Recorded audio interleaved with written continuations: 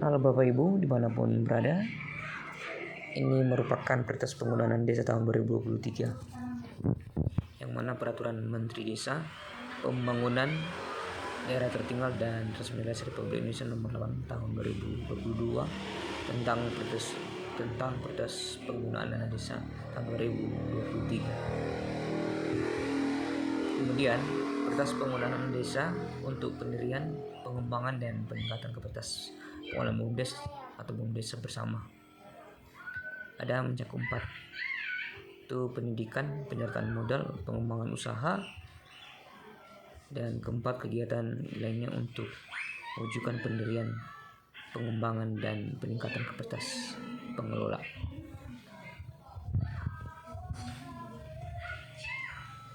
Kemudian Perpres Penggunaan Desa untuk pengembangan usaha ekonomi kolektif yang diutamakan dikelola BUMDes yang bersama, mencakup ada beberapa, ada 7: bidang pertanian, bidang jasa, bidang sarana dan prasarana, peningkatan potensi wilayah hutan dan optimalisasi perhutanan sosial.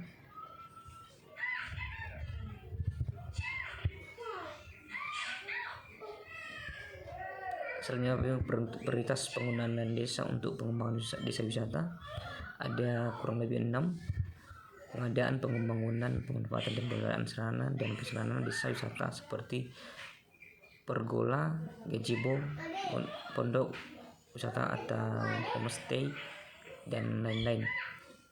Ada pelatihan, pengembangan kerja, promosi desa wisata, pengembangan investasi dan pengembangan desa wisata lainnya.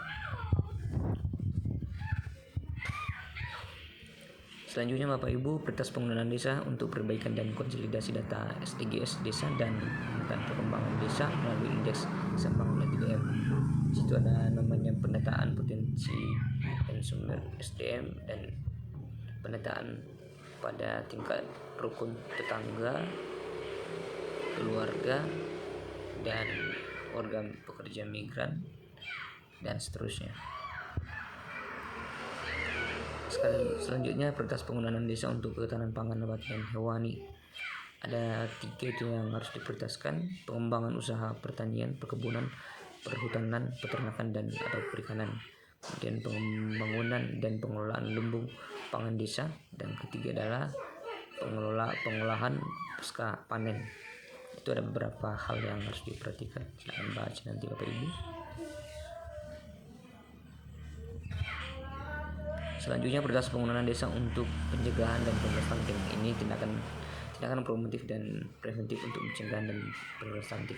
Ada beberapa pelatihan kesehatan ibu dan anak, penyuluhan dan konseling gizi, kemudian pendidikan tentang pengasuhan anak, peningkatan kapasitas bagi kader, penyediaan air bersih dan sanitasi, kemudian kegiatan pencegahan dan penurunan stunting lainnya sesuai dengan kewenangan desa.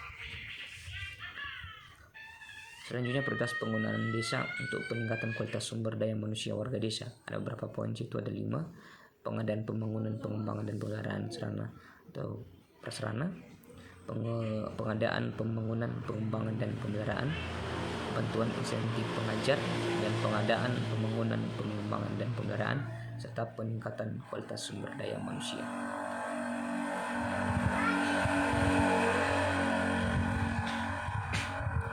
Selanjutnya PU Perpres Penggunaan Desa untuk peningkatan keterlibatan masyarakat secara menyeluruh dalam pembangunan dan pemberdayaan masyarakat desa. Ada 4, itu kegiatan pelayanan dasar untuk kelompok, penguatan nilai keagamaan dan kearifan lokal untuk membentuk kesalehan dan sosial desa, pemberian bantuan hukum untuk kelompok marginal dan rentan, yaitu perempuan, anak, warga lanjut usia, serta pelatihan sosial dan komunikasi. Selanjutnya Perpres Penggunaan Desa untuk realisasi pelaksanaan program jaminan kesehatan nasional. Ada 3, sosialisasi dan promosi kebijakan pelaksanaan program jaminan kesehatan nasional melalui komunikasi, informasi dan edukasi. 2, advokasi pelaksanaan program jaminan kesehatan nasional. 3, kegiatan optimalisasi pelaksanaan program jaminan kesehatan nasional lainnya yang sesuai dengan kewenangan desa dan diputuskan dalam musyawarah desa. Selanjutnya Bapak Ibu, prioritas penggunaan desa untuk penanggulangan penyakit menular dan penyakit lainnya. Ada 4 itu: kampanye dan promosi perilaku hidup bersih atau sehat, dan konsumsi gizi seimbang, pencegahan penyakit seperti diare, penyakit menular, penyakit seksual, HIV dan AIDS, pemberian bantuan makanan tambahan bagi pasien penyakit menular, kegiatan penanggulangan penyakit menular dan penyakit lain yang sesuai dengan kewenangan desa dan diputuskan dalam musyawarah. Selanjutnya Bapak Ibu, prioritas penggunaan desa untuk pencegahan dan pemberantasan penyalahgunaan dan peredaran gelap narkotika dan prekursor narkotika. Ada situ penyuluhan sosialisasi atau seminar tentang bahaya narkoba. Selanjutnya penyebaran informasi untuk pencegahan penyalahgunaan narkotika melalui pencetakan banner, spanduk, baliho, poster dan bentuk lainnya. Kegiatan lainnya sesuai dengan kewenangan desa dan diputuskan dalam musyawarah desa. Olahraga atau aktivitas pergelaran festival seni budaya dan untuk mencegah penyalahgunaan narkotika. Selanjutnya prioritas penggunaan desa untuk pengembangan pelayanan kesehatan sesuai kewenangan desa. Pengadaan, pembangunan, pengembangan dan penggaraan. Bantuan operasional untuk akses yang layanan dokter, perawat bidan dan tenaga medis bagi desa yang belum memiliki akses layanan kesehatan. Insentif untuk kader kesehatan masyarakat. Kegiatan perluasan akses layanan kesehatan lainnya yang dengan kewenangan desa dan diputuskan dalam musyawarah.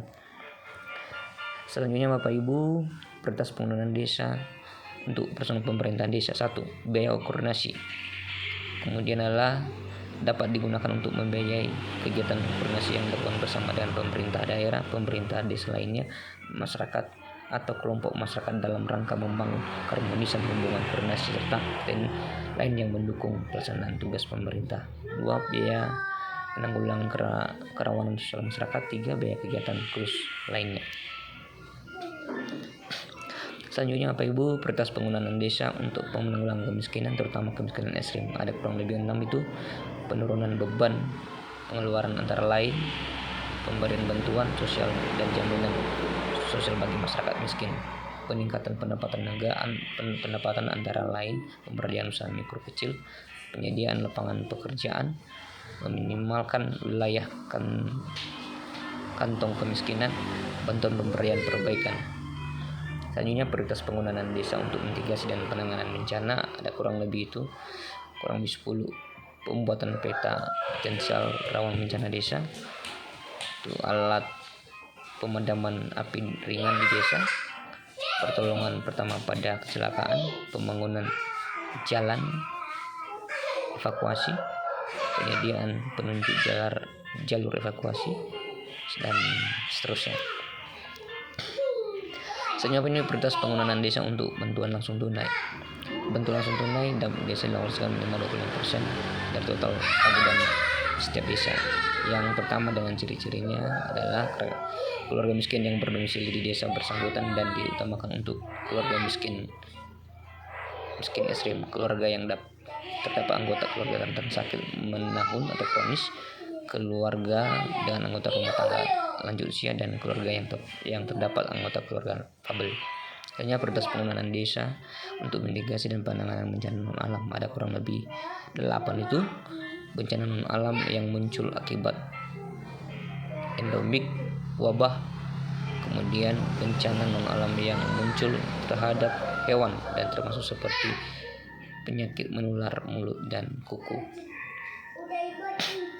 dan seterusnya. Bapak Ibu silakan dibaca sendiri dan dilihat.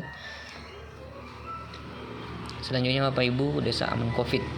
Ya, di situ ada beberapa, salah satunya adalah membentuk pos jaga untuk memberdayakan pos jaga dan desa yang telah ada, sosialisasi dan edukasi, adaptasi kebiasaan baru dan penerapan secara ketat protokol kesehatan, dan selanjutnya mendukung operasional tugas relawan desa aman Covid. Selanjutnya Bapak Ibu, tugas relawan desa aman Covid-19 itu kurang lebih ada 7. Melakukan salah satunya adalah melakukan edukasi dan sosialisasi tentang adaptasi kebiasaan baru di desa untuk berdisiplin menjalankan protokol kesehatan. Selanjutnya Bapak Ibu, itu ada kurang lebih yang terakhir menyediakan informasi penting terkait dengan penanganan COVID virus 19 seperti nomor telepon rumah sakit dan rujukan. Selanjutnya Bapak Ibu, ada beberapa kesimpulan tentang itu, silakan dibaca.